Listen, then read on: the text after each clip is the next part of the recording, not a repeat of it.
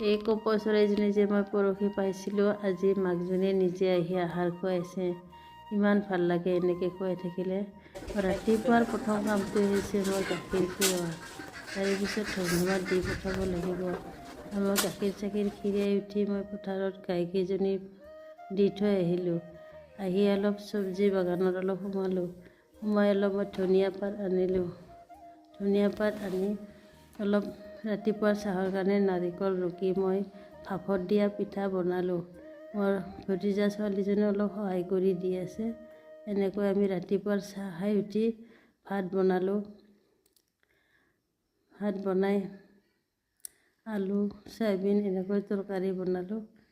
বনাই এনেকৈ দিনটোৰ কাৰণে এৰিছোঁ।